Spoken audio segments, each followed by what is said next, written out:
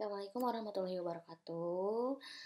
Ketemu lagi anak-anak, meskipun dalam sebuah video ya, tapi kita tetap semangat.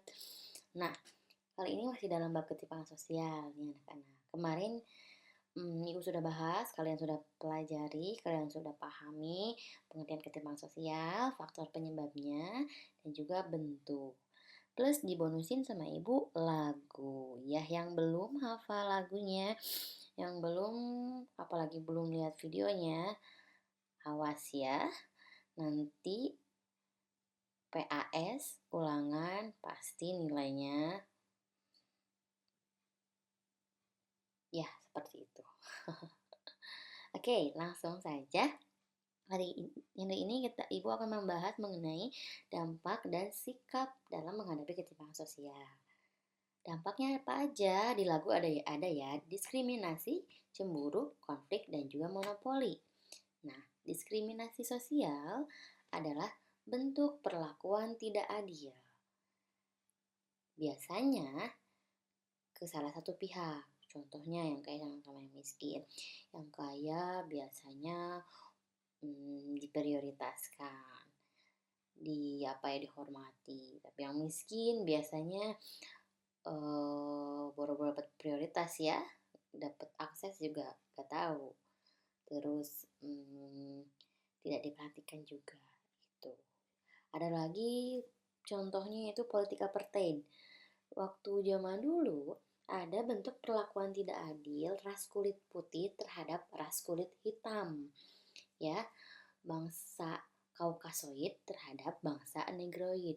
Jadi Negroid dianggap adalah bangsa atau ras yang hanya dilakukan atau diperlakukan seperti budak atau pembantu seperti itu. Jadi kalau misalkan di bis mereka tidak boleh duduk di depan, harus di belakang gitu. Tapi sekarang sudah tidak ya, semua memiliki hak-hak yang sama. Kedua nih, kecemburuan sosial. Diskriminasi dan kecemburuan sosial ini berkaitan ya. Kecemburuan sosial akibat dari diskriminasi. Udah dibedakan pasti yang dapat perlakuan tidak adilnya akan cemburu, sirik. Kondisi munculnya perasaan atau sikap yang kurang senang, kecewa gitu, kecemburuan sosial. Nah, terus dari cemburu itu, dari kecemburuan sosial, terus sikapnya kurang senang, kecewa, akan timbul konflik. Konflik adalah hubungan sosial yang diikuti tindakan saling mengancam dan kekerasan. Ini konflik. Terus ada juga monopoli, penguasaan secara mutlak dengan meniadakan pihak yang ingin menyaingi. Contohnya nih, kita yang sedang ramai undang-undang Omnibus Law ya, itu adalah ketimpangan sosial dalam bentuk kebijakan pemerintah. Ada diskriminasinya? Ada. Perlakuan tidak adil pemerintah terhadap apa? Terhadap kaum buruh. Di sini buruh dirugikan, baik dari misalkan dari segi persangon, segi cuti ya, terus dari segi UMR gitu. Kecemburuan sosial iya. Para buruh pasti kecewa dengan keputusan pemerintah. Konflik jelas. Konflik terjadi ketika mereka melakukan aksi demonstrasi. Aksi demonstrasi terjadi buruh melakukan demonstrasi yang anarkis, merusak fasilitas umum. Itu juga termasuk konflik. Saling menyakiti, khususnya menyakiti aparat misalkan. Itu konflik. Terus monopoli. Ketika misalkan undang-undang Omnibus Law diberlakukan, maka akan terjadi monopoli penguasaan secara mutlak dengan menjadikan pihak yang ingin menyaingi. Penguasaan perusahaan atau ekonomi banyaknya dikuasai oleh para investor-investor, khususnya nih paling bahaya adalah investor asing. Ini dampak ketimpangan sosial ya anak-anak. Lanjut ke sikap kritis dalam menghadapi ketimpangan sosial.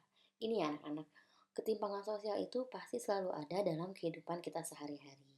Dilihat dari stratifikasi sosial ya, ada yang kaya, ada yang miskin, ada yang pekerjaannya menghasilkan uang yang banyak, ada yang tidak punya pekerjaan seperti itu. Jadi ketimpangan sosial pasti ada.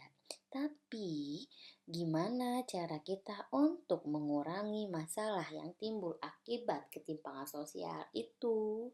Ya ini kita harus punya toleransi, saling menghargai perbedaan, meskipun teman kita kurang mampu, meskipun tetangga kita juga kurang mampu, tetap harus saling menghargai, tidak boleh saling mengejek, apalagi menjauhi ya. Kemudian menumbuhkan sikap empati sosial. Empati, saling memberi ya, empati ya. Simpati yang simpati yang mendalam. Jadi misalkan kalau kasihan ada tetangga kita yang kurang mampu, kita bisa nyumbang, misalkan nyumbang beras, nyumbang uang gitu. Kemudian menumbuhkan filantropi sosial, kemurahan hati dan saling berbagi. Ini empati sama filantropi ini hampir-hampir sama ya. Dermawan nih filantropi itu. Begitu anak-anak, jadi kalian dalam menghadapi ketimpangan sosial ini harus memiliki sikap toleransi, empati, juga filantropi sosial. Oke, begitu.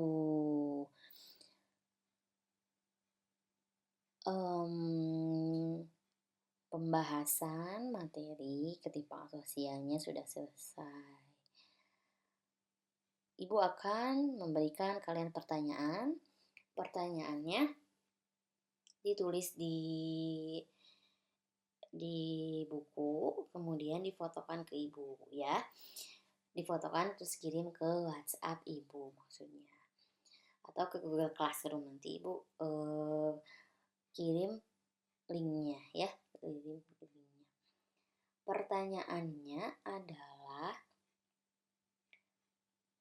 tugasnya adalah tuliskan ketimpangan sosial yang terjadi di lingkungan kalian. Itu yang pertama. Yang kedua, faktor apa yang menyebabkan ketimpangan sosial tersebut. Yang ketiga, bentuk ketimpangan sosialnya apa. Yang keempat, dampak yang terjadinya apa. Dan yang kelima, sikap kritis yang harus dilakukannya seperti apa. Jadi 5 pertanyaan, 5 jawaban di buku, nanti dikirim via Google Classroom. Begitu anak-anak, terima kasih. Sekian. Assalamualaikum warahmatullahi wabarakatuh.